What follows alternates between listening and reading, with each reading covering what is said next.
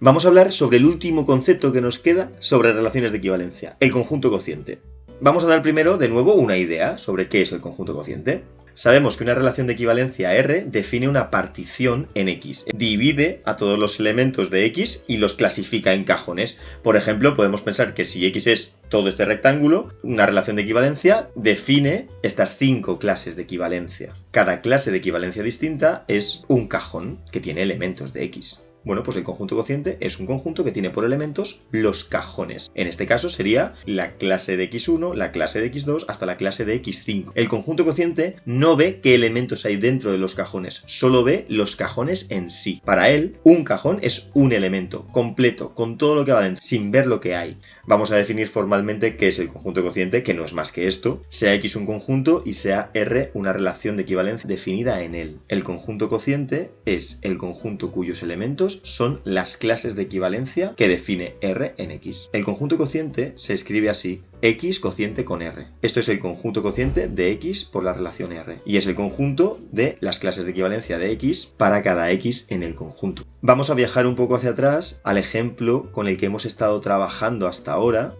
Nos dice: hallar el conjunto cociente del ejemplo anterior. Recordemos cuál era el ejemplo. Definimos en Z la relación m está relacionado con n si y solo si m menos n está en 3z. m menos n es múltiplo de 3. Habíamos hallado las clases de equivalencia de algunos elementos. La clase del 0 eran los enteros múltiplos de 3. La clase del 1 eran los enteros n, tales que n deja resto 1 al dividirlo por 3. Y la clase del 2 eran los enteros n, tales que n deja resto 2 al dividirlo por 3. Para hallar el conjunto cociente tenemos que encontrar todas las clases de equivalencia. ¿Hay más clases? Hombre, pues en este caso, claramente no. ¿Por qué? Porque todo número entero se puede escribir de la forma n igual a 3k, múltiplo de 3, o n igual a 3k más 1, deja resto 1 al dividirlo por 3, o n igual a 3k más 2, deja resto 2 al dividirlo por 3. Al dividir por 3, o tenemos resto 0, o tenemos resto 1, o tenemos resto 2, y no hay más opciones. En este caso estaríamos en la clase del 0, en este estaríamos en la clase del 1, y en este caso estaríamos en la clase del 2. Dado un número entero, está o en la clase del 0, o en la clase del 1 o en la clase del 2. Por lo tanto, el cociente de Z con la relación de equivalencia R es el conjunto con la clase del 0, la clase del 1 y la clase del 2. Este conjunto es tan importante que tiene nombre propio, notación. El cociente anterior se escribe en realidad Z cociente con 3Z,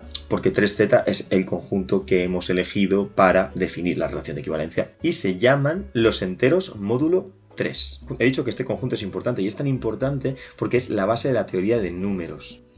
¿Cuál es la dificultad a la hora de calcular un conjunto cociente? Pues claramente saber cuándo hemos encontrado todas las clases de equivalencia. La idea es: tomamos un elemento del conjunto, hallamos su clase de equivalencia. ¿Abarca todo el conjunto? No. Cogemos un elemento que no esté en esa clase y calculamos su clase de equivalencia. ¿Abarcan entre las dos clases que hemos calculado todo el conjunto? No. Pues cogemos uno que no esté en ninguna de las dos y así consecutivamente vamos calculando clases. ¿Y cuándo sabemos que hemos encontrado todas las clases de equivalencia? Pues esto ocurre cuando hemos clasificado todos los elementos de X. Es decir, todo elemento X del conjunto está en alguna clase de equivalencia. Lo que vamos a hacer a partir de ahora va a ser ver ejemplos sobre relaciones de equivalencia y conjuntos cociente. Algunos de estos ejemplos son muy importantes en matemáticas y van a ser los dos que vamos a ver a continuación. En el siguiente vídeo vamos a ver uno y en el siguiente veremos el otro. Y luego ya veremos ejemplos más genéricos. En el siguiente vídeo vamos a hablar sobre un ejemplo que tiene mucho que ver con los enteros módulo 3. Porque, claro, los enteros módulo 3 los hemos definido como dos enteros están relacionados si su diferencia es múltiplo de 3, pero ¿y por qué no si es múltiplo de 4? O múltiplo de 5? O múltiplo de 6 o múltiplo de 7.